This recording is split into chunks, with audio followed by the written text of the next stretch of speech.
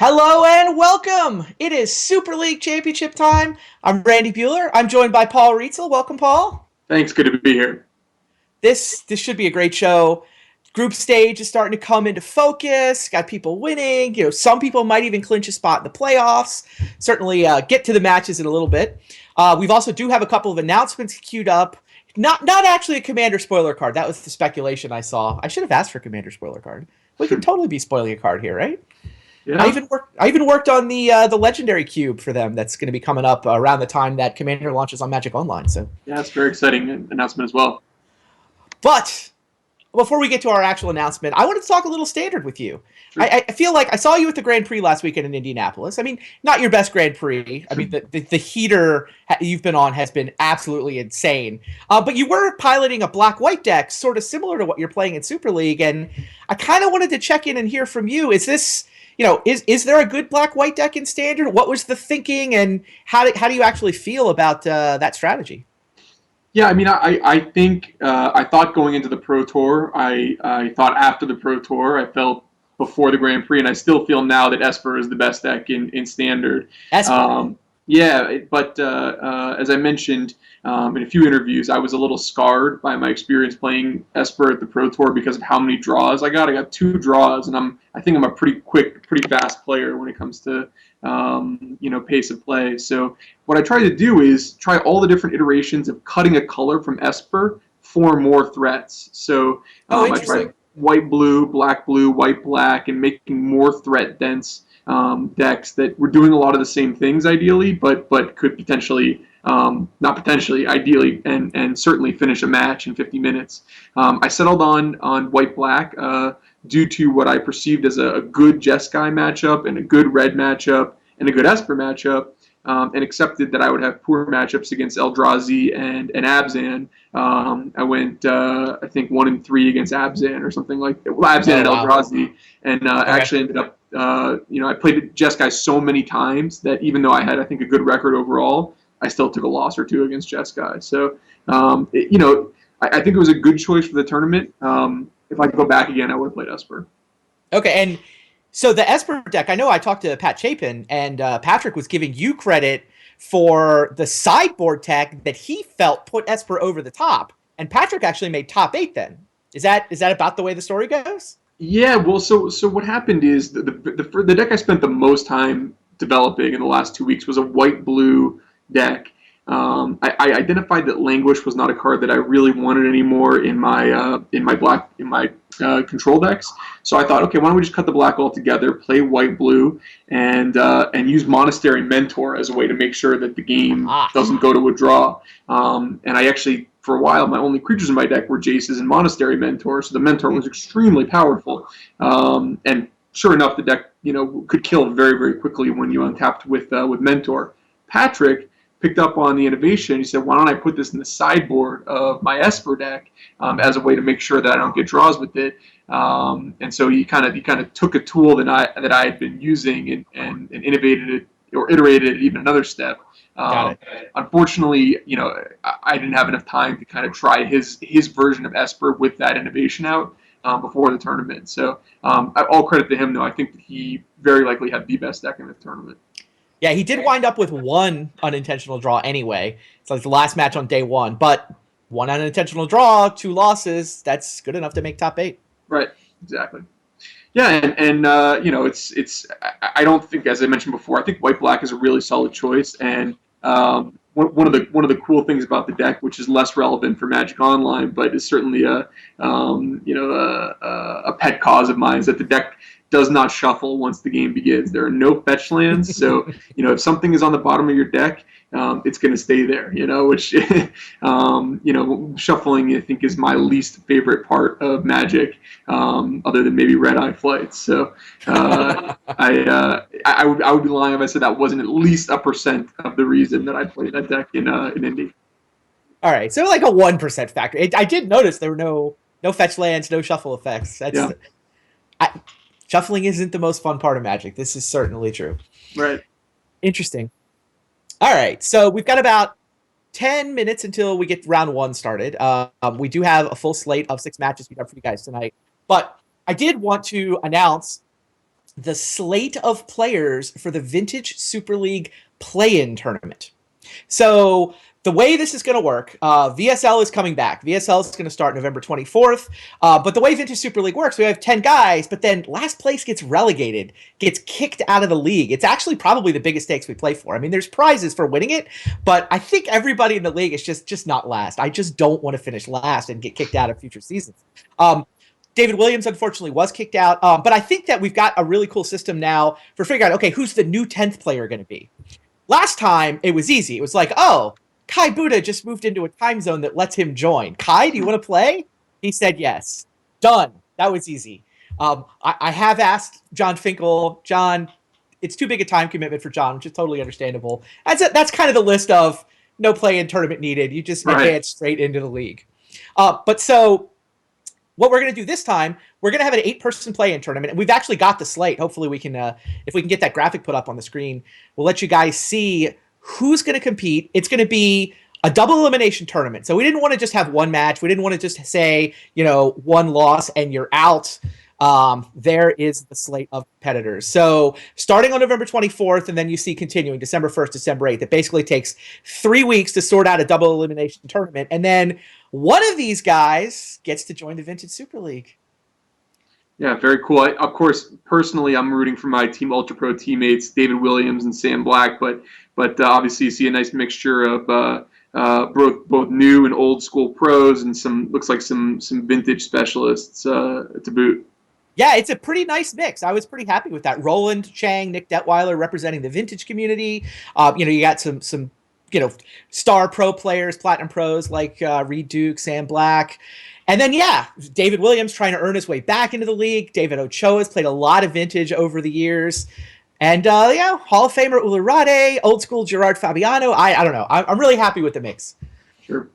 Yeah, and certainly a group of people that both is very skilled and you can probably count on to do some interesting things as well. Obviously, they're playing for their spot and it's going to be cutthroat and, they're going to want to play decks that win. But when you give guys like Ularade and Sam Black a chance to attack a format, and certainly Gerard as well,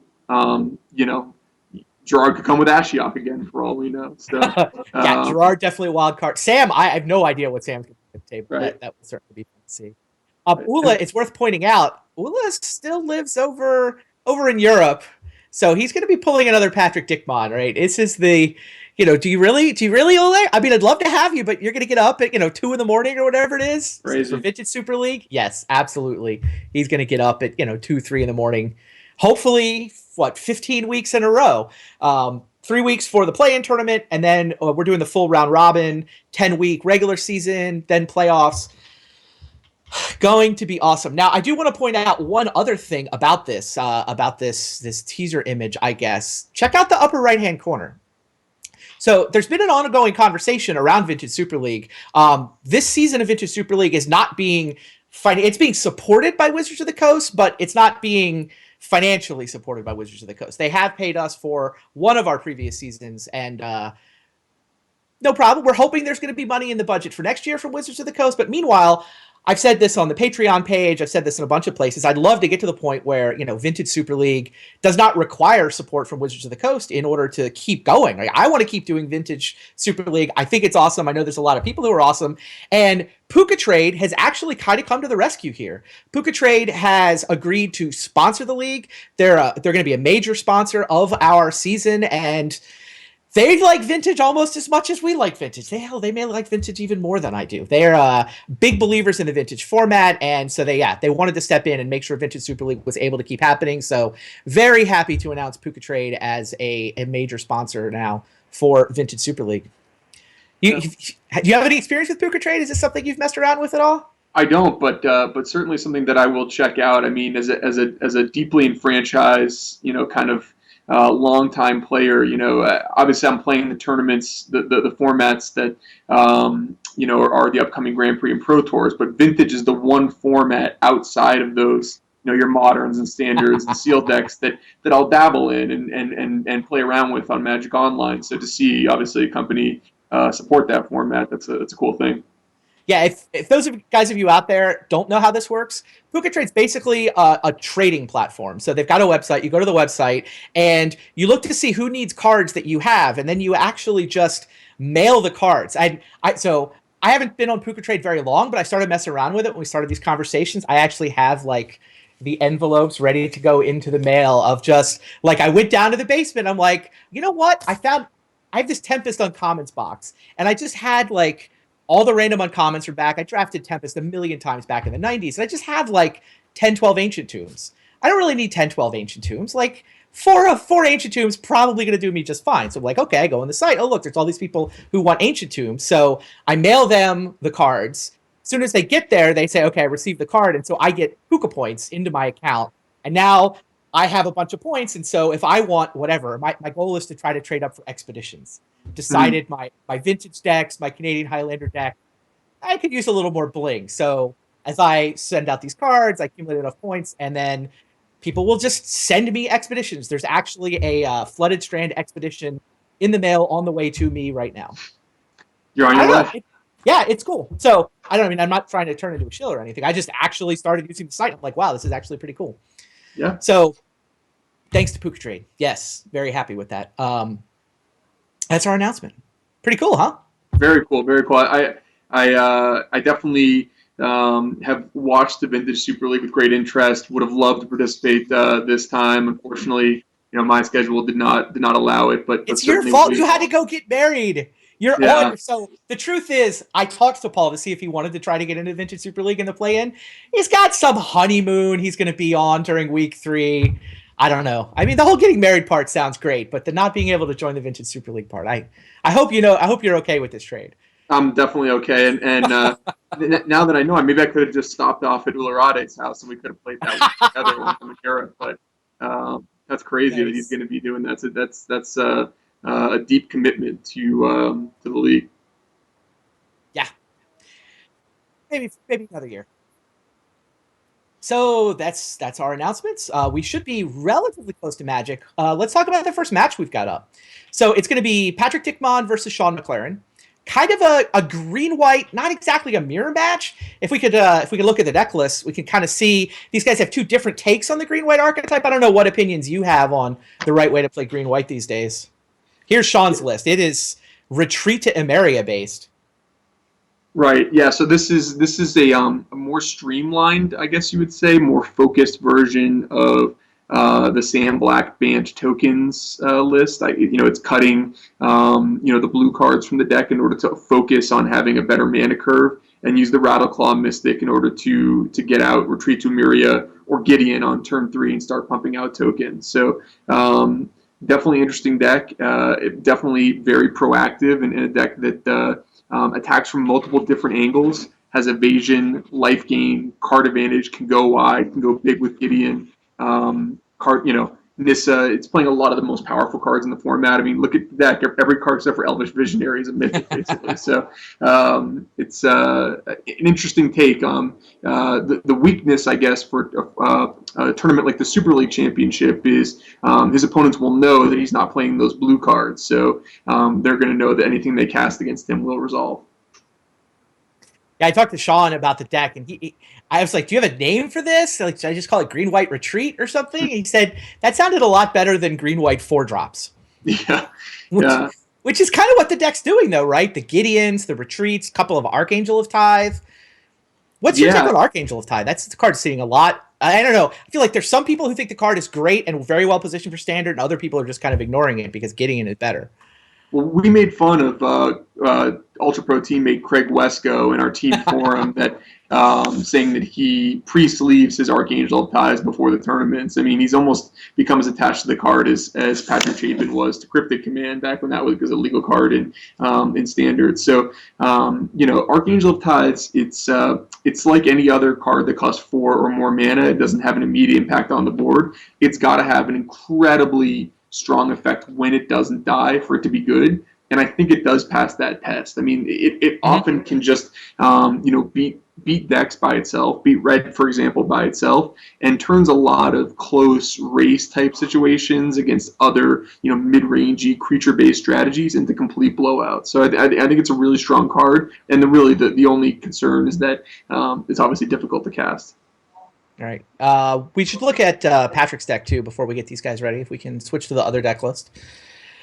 Speaking of, here's Patrick's take on green-white. This is the Splash Blue version. Did a deck tech with Brad Nelson at the Grand Prix. If you guys want to go check out a deck tech, Brad is super passionate about exactly this take on green-white. He loves being able to bring in Disdainful Stroke out of the sideboard. He loves the sort of the 75 cards here more than specifically the 60 main deck cards. And Knight of the White Orchid, I think, is the card that these guys really think allows them, in particular, to sort of catch up when they're on the draw. Yeah, I mean, Knight of the White Orchid, card that I have a fond spot in my heart from Pro Tour Amsterdam, where it was fueling landfall-based step links. Is it's a very, very powerful card, as you mentioned, on the draw, to be able to basically rampant growth you when it comes into play. It's a great card. I do prefer the blue splash in this list, as espoused by Sam and by Brad Nelson. And I think that obviously having access to stuff like Disdainful Stroke when Sean is quote mono 4-drops could be a big edge. All right, well, those two different takes on green-white. We are ready for the match, so stay tuned. We will get down to the action and see whether this match plays out the way Paul thinks it will with Edge Patrick Dickman, or whether Sean can get some of those 4-drops onto the table.